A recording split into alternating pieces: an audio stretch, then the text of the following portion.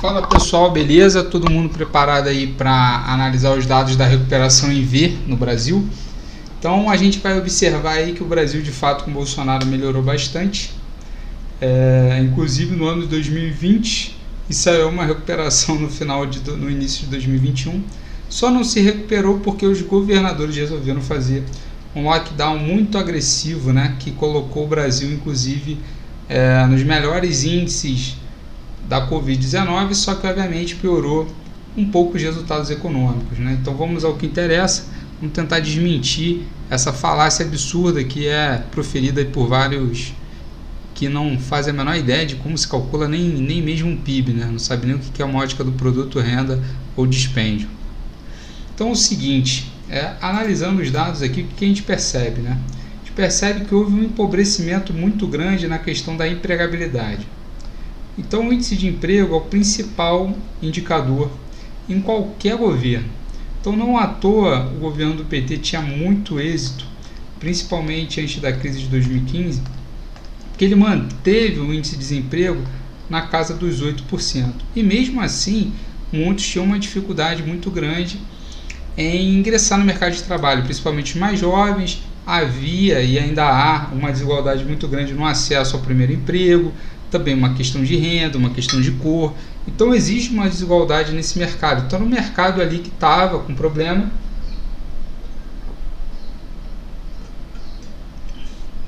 mas que tentava ensaiar uma recuperação. No entanto, o processo de impedimento e também a falta de reformas fez com que essa crise escalasse e nós tivéssemos um freio de arrumação através do impeachment, né? Então aqui é a entrada do Temer. Então me pareceu que alguma coisa aí fazia algum sentido em andar. Repara que isso aqui, daqui para cá, é puramente efeito sazonal. Para quem não entende o que é efeito sazonal, é igual safra de milho, trigo. Tem tempos, né? Então o emprego no Brasil ele varia numa escala, né? Então de mais ou menos, vamos colocar aqui 1 a 2 pontos percentuais. A gente sabe que o emprego, por exemplo, em dezembro tem um aquecimento maior, então dezembro, janeiro e fevereiro são meses de maior nível de empregabilidade, depois ele cai, depois tende a se recuperar para o final do ano. Então tem um movimento sazonal aqui natural de um movimento de recuperação. Então se ensaiava uma recuperação, Bolsonaro inclusive vivenciou parte desse movimento. No entanto, a crise atual é bem clara, né? Não há a menor espaço, né, para dizer que houve uma recuperação. Inclusive a gente chegou a níveis recordes de desemprego na última década. Então 2021 até os anos 2012, você nunca teve tantos desocupados no Brasil como hoje. Então, por que eu não avancei mais para trás? Porque a PNAD contínua ela começa em 2012, um avanço metodológico muito grande do governo Dilma. Inclusive foi um avanço que contou ainda com algumas críticas, né? Porque esse nível de desemprego se ensaiava como mais embaixo. Mal sabiam eles que hoje a gente teria um governo com o dobro do nível de desemprego e muita gente ainda argumentando que não está ok, tá tudo bem, quando na verdade não tem nada bem, não está nada legal nesse governo. E aí quando a gente analisa a taxa de câmbio, muita gente acha que o dólar alto é algo positivo. Ora, nada mais entendível, né, que um dólar alto na fase do governo Bolsonaro está com uma relação bastante endógena com o nível de empregabilidade, né? A gente sabe que o câmbio num país ele reflete muito da confiança que esse país passa para os atores internacionais, ou seja, quem quer fazer negócio com esse país, obviamente precisa comprar real. Se eu quero fazer negócios com o Brasil, eu quero comprar real. Então a demanda por essa moeda brasileira, ela sobe conforme o país vai se aquecendo em relação aos seus pares no resto do mundo. Então grande parte do movimento ambientalista que o Bolsonaro execra, grande parte do movimento de combate à Covid-19, grande parte do movimento de integração econômica com não só Estados Unidos, mas Europa e Ásia, que o Bolsonaro acha que só tem Estados Unidos no mundo, sendo que a economia americana cada vez mais dá sinais de respostas contrárias ao que o Bolsonaro predica. E mais, quando tinha o Trump lá, O Trump era bem claro na mensagem dele, ele não queria fazer negócio com ninguém, não era só com os asiáticos não, ele tinha um pensamento de fechar a economia americana,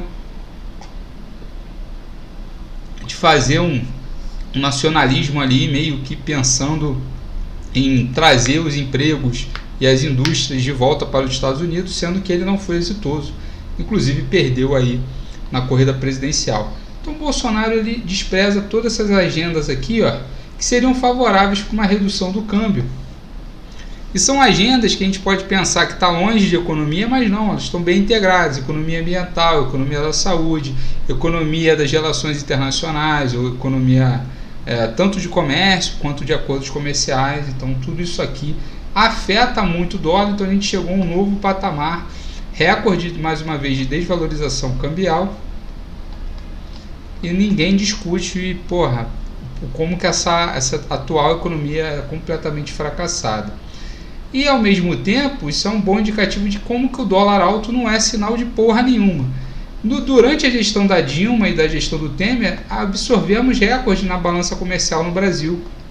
Então tivemos recordes, por exemplo, tanto de saldo líquido na balança comercial, isso aqui é o saldo mensal, de 6 bilhões, 6,7 bilhões, o que representa ainda uma economia bastante fechada, né? Claro que o saldo não quer dizer que a economia seja fechada, você pode importar muito, exportar muito, mas a gente observou que durante a gestão da Dilma a gente absorveu alguns recordes negativos, né, de déficit em transações com o resto do mundo, só que Bolsonaro também acabou observando recordes também bastante impressionantes, né?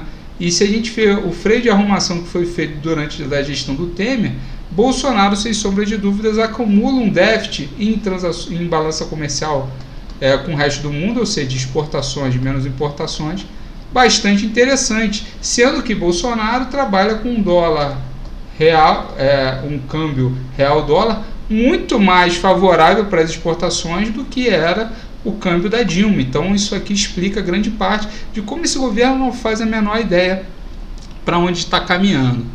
Então assim, eu já fiz alguns vídeos aqui falando da situação da Covid. A gente é o país que mais mata, é o país com a maior mortalidade per capita de toda a América, todas as Américas, né, comparando os Estados Unidos, Chile, tudo per capita, Argentina, Uruguai, Cuba também, que o pessoal gosta de falar. Então a gente está aí numa situação que difícil, né, de comentar, porque já extrapolou a paciência de qualquer pessoa que entenda alguma coisa sobre qualquer assunto.